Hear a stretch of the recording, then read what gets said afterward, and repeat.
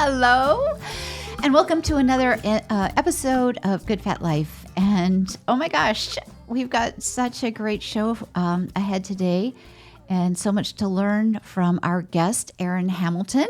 Hello. With mushrooms. It's the Mushroom Conservatory. I keep wanting to say Mushroom Conscientious, and I don't know. I like that too. So. A lot of people will say the Mushroom Conservancy. Okay. And so you'll see that out there. That also refers to me, although that is not my business name. Okay. But yes, it's the Mushroom Conservatory. Yes. Okay. And before we dive into all things mushroom with Erin, I just want to remind you to check out goodfatlife.com. We just went to print this week with our fall, or I guess our fourth quarter magazine. It is so cool. And we've got workshops coming up. We've got lots of really cool things happening this fall. So check us out at goodfatlife.com. So, Erin, tell me, where do we even start with this conversation? Oh my goodness. Well, I was in advertising for 12 years. I did not expect to become the mushroom lady, but I did. I was literally about 10 years ago, I was driving down the road one day and there was this sign that was like mushroom foraging workshop today.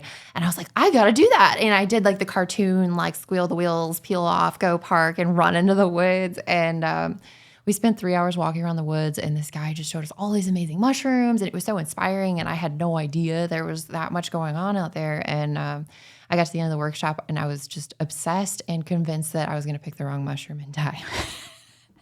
And so that turned into like a couple years of reading and researching and digging and just trying to understand, like, how do you grow mushrooms? Because I'm obviously not going to pick them and eat them. And I've since gotten more okay with foraging. And I actually got a really great hen of the woods mushroom a couple of weeks ago that was just massive. So foraging's going better now, but it took a couple years. I finally started, I tried growing mushrooms and it was just the most mind-blowingly cool thing ever. Like oyster mushrooms grow very quickly. So you start them out and like 6 weeks later, you're seeing these tiny baby mushrooms pop out. But once you see those little baby-sized mushrooms, they're called pins. Once you see a pin, it's like a week and they're a full-size mushroom. You can almost see them growing. Like, it's very surreal. And then all these different mushrooms have all this flavor and good stuff they can do for you. And I just fell in love. And it was like, this is for me and I need to tell everyone about it. And so I started out making science kits for like K through 12 students. And those went viral in the homeschool world. And then all the parents started writing to me like, hey, we want to grow mushrooms too, but like enough to feed our families, or maybe sell at farmer's market and do all this stuff, or make our own tinctures and extracts. And so I started making like a gourmet version of our kit, which is this little thing here. It's so tell me about this. So yeah, this is the world's tiniest, most sustainable mushroom growing kit, but it's enough to start up to 5-gallon buckets of mushrooms growing. So it's extremely exponential. And so we're in 325 stores with those now. And I teach all over the place. And I'm on the board for a really cool nonprofit called Soil to Service, where we connect farmers and amazing chefs. And we also run. So that's Soil to Service? Yes, Soil to Service. And Soil to Service also owns Edible Wow magazine, which is Metro I just Detroit's. Picked one up yesterday. Oh, I have a really cool article in the last section there. And a mushroom bulgogi recipe. That's a mushroom what? Bulgogi, which is Korean barbecue. Oh, got it. Okay. And it's so good. The first time I made it, I just didn't even save any for anyone else. And it was not a one serving situation. Like, I ate a lot of bulgogi. It was so good. So I have an article in there, but so Soil to Service owns Edible Wow magazine and also the Detroit Institute of Gastronomy, which is just a phenomenal culinary program. It takes chefs through the absolute beginning up through their apprenticeship, working with really high-end chefs across Metro Detroit and elsewhere, and helps them get to the point where they become certified chefs. And it's just an amazing program. So I've gotten involved with that because of this. And anyway, so collectively overview, that's sort of the backstory, but I'm on a mission to share the wonders of kingdom fungi with the world and help people learn how to grow mushrooms, explore them, and find out all the amazing things that they can do. So, I mean, it's like, okay, my brains are spinning. It's like, okay, where to start? So the first thing, I guess, is what's so good about mushrooms? Why are they good for you? Oh, that's such a good question. So I guess the important part to preface this with is there's currently about 14,000. We're at about 14,000 identified, documented varieties of mushrooms that are out there. Some of those are great for eating. Some of them are great for wellness. Some of them will make you extremely sick. So there's a huge spectrum of mushrooms out there. And it's believed there's between 3 and 4 million in existence that we haven't discovered yet. Oh my gosh. So- As though that's worldwide. Yes, that's Okay. worldwide. So that's a big part of my drive is to push people forward to figure out what the rest are and what they can do. But right now, there is such an incredible collection of culinary mushrooms and functional mushrooms. Culinary would be the mushrooms that are really considered food, even though they're really good for you too. And functional mushrooms are the ones that are more specifically targeted for wellness and stuff. So if you're looking at food mushrooms, you might be talking about like oyster mushrooms or shiitake, enoki.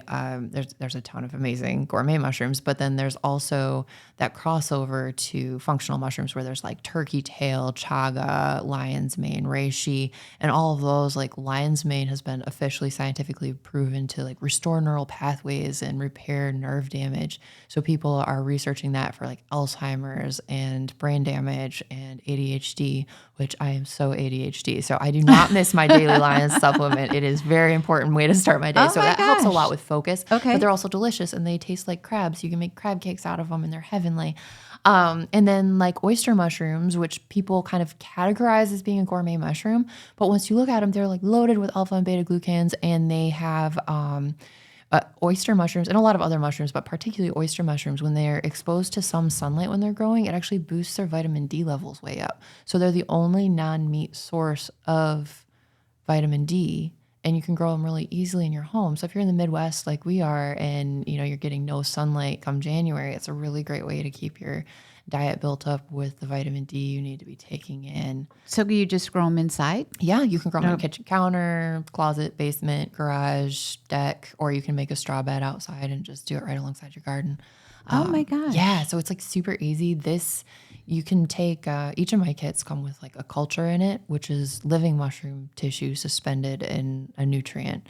I make all those in my lab and those get grown there, and it's a whole nerdy process. Like I use agar plates and I grow out living mushroom tissue on that. And then it goes into a whole process of sterilization and then growth and all this stuff. It's really fun and interesting and not as hard as it sounds.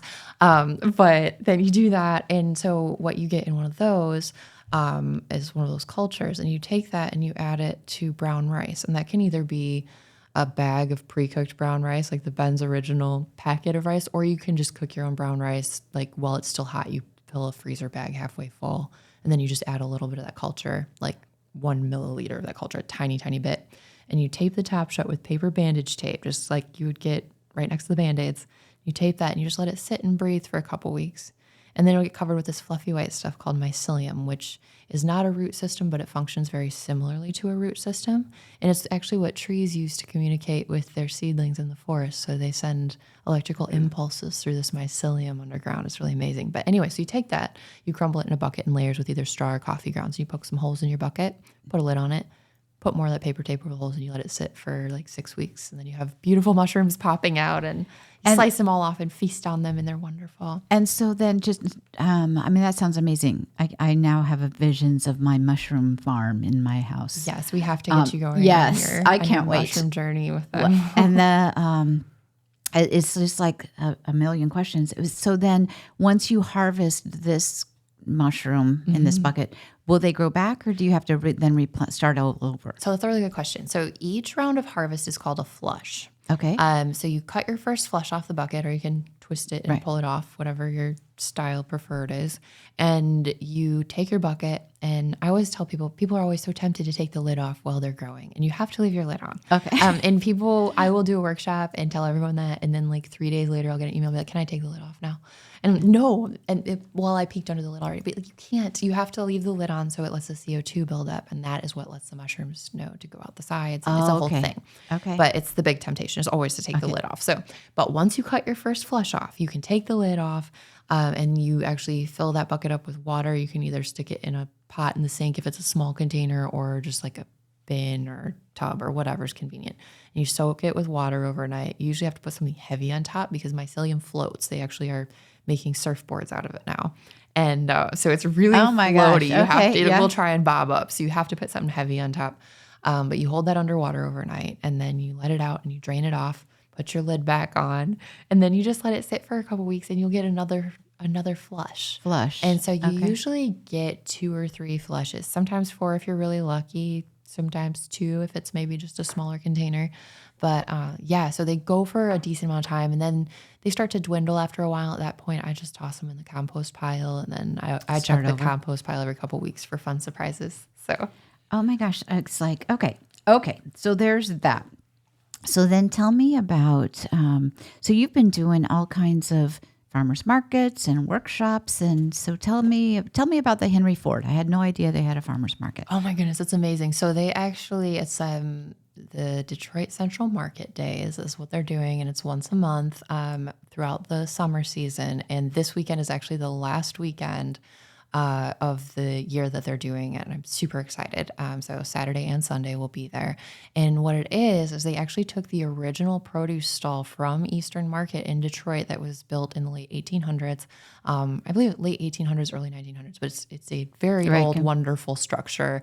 It's this gorgeous pavilion. They actually took it over to Greenfield Village and completely restored it. And it's just stunning. I'll send you some pictures of it. But then they have just a curated lineup of really wonderful farmers and producers and bakers and candy makers and craftsmen from all over Michigan. And we all set up there for 2 days every month. And, people come through. So they're, having their Greenfield Village experience. And it's really cool because it's right by the train depot there. So people ride up on the train and then they'll come over and they can shop. And it's so cool because it just really, it brings back that whole space to life and you get to kind of experience what that was like.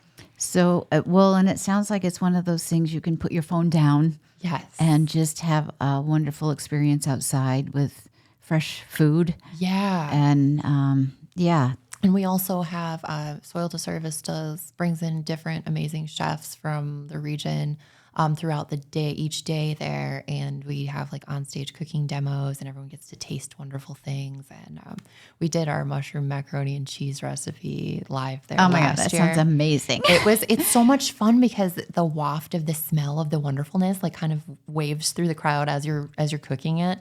And we do, it's called frico, but you basically fry discs of cheese to put on top of it because when you're on stage cooking, you can't just like bake macaroni and cheese in an oven and stand there for an hour like, all right, so this is how this works. You need something for people to see what's happening. So we came up with this recipe to do like a stovetop mac and cheese experience so people could see how it's going. But I like the crunch. I need the crispity of the cheese on top. So we fry the frico and put that on top, but we do that all with like mushrooms and herbs and everything. And it's just like a whammy of wonderful. And it's so fun because I've done this one as a cooking demo, like a stage cooking demo a few times. And every time we do that recipe, we wind up with people like sneaking up to snitch some out of the pot. At Greenfield Village, though, if you're there for the Central Market Days, they will bring you a little sample of everything that gets cooked for the event. So oh my it's gosh, really cool. I'm thinking we need to do a workshop around that. Oh, we absolutely That should. would be so fun. I would love that. Good fat life. Ooh, Cooking with mushrooms workshop. We should. We really should. I have way too many really good recipes, and I really like food. But yeah. Well, so that's I like I said, there's so many things that we could talk about, but we want to kind of we're gonna tease this a little bit, right? Because I think we'll kind of stop here, and except I would like to say if somebody wants to learn more or find out, dip their toe in. Mm-hmm. So are your kits a great way to start? I mean, what would you suggest? So those are made for someone who has absolutely no clue how to grow mushrooms to jump in and grow them. Okay. The idea specifically with our kits is that kind of really the only option on the market when I came up with these was you can get these boxes at the store, right? Or it's a mushroom kit and you take it home and you cut it open and you spray it with water and then mushrooms grow and then you harvest them and they're wonderful. And then you have no clue how they grew or how to replicate that. So this is designed to take you from the ground up of how to grow mushrooms, just start you from just absolute knowing nothing, and walk you through that process so that then you're confident enough to go, okay, so now I'm ready to explore growing maybe some more complicated mushrooms or whatever.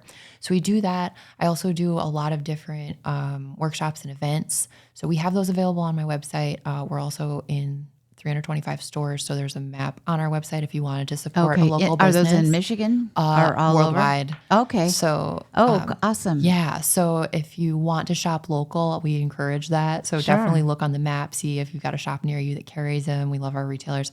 But you can also order them right from my website, and we ship those. Every order goes past me, and I cheer you on as it heads out. And but we also do a lot of workshops, and so those get added to the website on a regular basis, and we've got some really cool ones coming up. And if anyone would like to try making that mushroom mac and cheese, you can go on the website, and I'll share that link with you. But you can check it out. We have it listed, and you should totally try making it. It's the best. Yeah, it sounds amazing. And so if another question, if somebody's not quite ready to start growing them, then what would you suggest? Where would they go to find? I mean, what would they look for in the grocery store or in their at the farmer's market? How would you get this started? Just even using just them to more try in your cooking them and enjoying them more. So we love farmers markets so much. So I would absolutely say right off the bat, look for some oyster mushrooms, look for some lion's mane mushrooms. The lion's mane look like shaggy puffballs. The oyster mushrooms are all kinds of different colors, and they're big and fluttery and cool looking. And shiitake are wonderful too. And those shiitake can be easier to find than oyster or lion's mane. Although I did notice some of the bigger grocery stores are starting to keep some oyster and lion's mane in stock. They don't have as long of a shelf life as maybe button mushrooms do. So it gets a little harder to find them in the grocery store. But if you can find them, those are what you want to tinker with. Oyster mushrooms are great if you they taste terrible raw. Don't eat either lion's mane or oysters raw. They just taste super weird. They won't make you sick, but I don't like it. Okay. And you want to just at a minimum, like fry it up or make a stock or do something so you can get a feeling for that baseline flavor and see where it takes you. And then throw in some herbs, see what happens, add some cheese because cheese is great. And just steer into where the flavor takes you. It's a really good starting point. So just play with it. Yeah, play with it. And that's really been my experience. I love food. I love cooking, but I've never had an ingredient that is so fun to explore just eternally than mushrooms. It's fascinating. And if you were going to say one sentence that makes it so much more fun than anything else, what would that be? Why mushrooms? I mean, I don't know if I can say that in a sentence. There's just, they are delicious. They're wonderful. They make you feel good. So like the minute you're consuming them, you're like, have this sense of well-being and clarity. That's just so great. And is that intrinsic to the properties of the mushroom? Yeah. So it's not like you could eat a piece of candy and right. it can make you feel good. Right. Chocolate endorphins. No, this is something that is literally has grown chemicals to work symbiotically with your system, and it's like the second you're enjoying them and eating them, you can just feel it. It's really something else.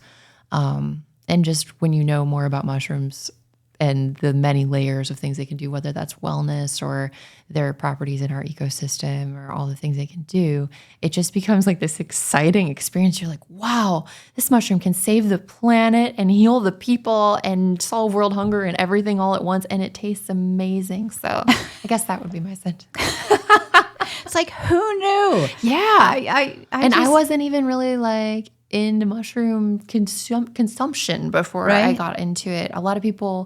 I've had a lot of people come up and they'll be like, I hate mushrooms.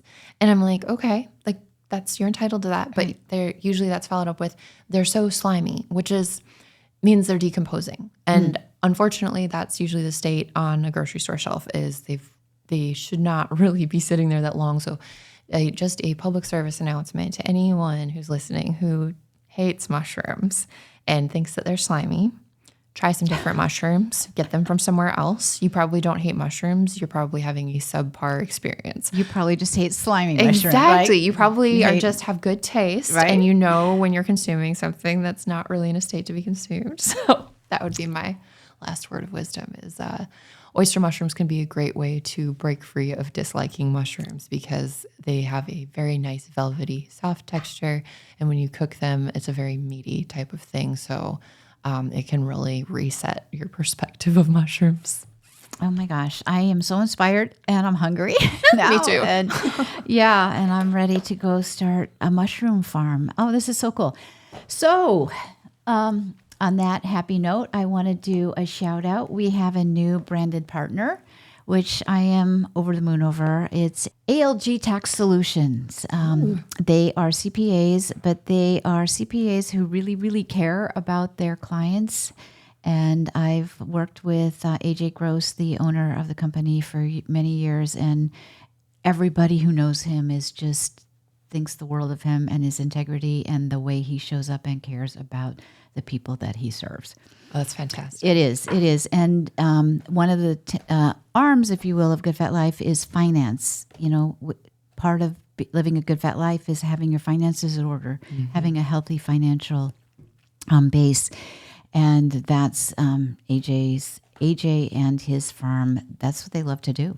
Now, is their focus on personal or business, or do they do both? They do both, and they also specialize in nonprofit. And very cool. Both of us work in the nonprofit world a lot, so they support nonprofits as well. Oh, that's fantastic. So anyway, welcome to the team, to the family, to the community. We are over the moon to have you with us.